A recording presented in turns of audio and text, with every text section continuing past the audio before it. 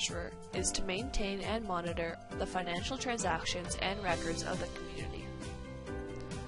Module 1 will explain your role on the Community Council and in the community at large. Act as a financial resource. Community treasurers are expected to have access to a computer and internet on a regular basis. You will be expected to work with an industry-standard accounting program or the Excel spreadsheet that is provided in your course packet. In order to act as the financial resource in your community, you must be familiar with reading bank statements, maintaining budget records, and balancing the books for bank accounts. It would be helpful to be familiar with basic accounting practices. And as per the position description, you must review and be familiar with sections 1, 2, 4, 6, 12, 16, and 18 of the information portal. The community treasurer is the main point of contact for volunteers in the community regarding the finances of the community. This could include inquiries regarding registration fees, club finances or budget, approved expense items, community budget, financial practices, outstanding payments, current financial balance.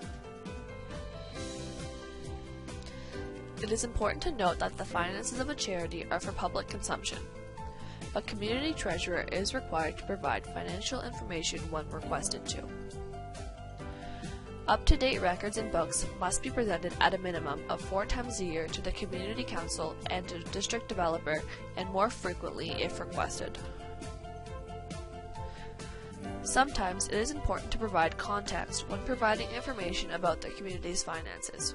For example, a basketball coach would like to know how much money is in the community's bank account.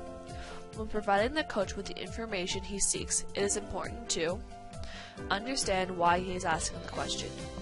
Provide some background information. Listen to concerns and take them to the Community Council as needed. Books and records include governing documents, bylaws, financial statements, copies of official donation receipts, copies of annual information returns, written agreements, contracts, board and staff meeting minutes, annual reports, ledgers, bank statements, expense accounts, inventories, investment agreements, accountant's working papers, payroll records, promotional meetings, and fundraising materials. Books and records also include source documents. Source documents support the information in the books and records. This includes items such as invoices, vouchers, formal contracts, work orders, delivery slips, purchase orders, and bank deposit slips. Role on Community Council. As a member of the Community Council, the treasurer has responsibilities above and beyond that of maintaining the community's books and records. Some of these responsibilities include discipline, attending council meetings, act as a representative of council, attending general member meetings, attend practices, competitions, or events as needed, vote on matters pertaining to the community. Other duties as assigned or assumed, and sitting on the Fundraising Committee. When attending the Community Council and general member meetings, the community treasurer is responsible for presenting the financial records. A verbal report should be given, and the most up-to-date copy of the account ledger should be distributed to those in attendance and included in the meeting minutes. The current bank statement must be produced, and the community coordinator should initial the bank statement once they have compared it to the current ledger. When giving your verbal report, make sure to include the following information: notable donations, current balance, current budget versus projected budget, explanation for large expenses, anything that needs to be discussed or voted on, upcoming or expected expenses.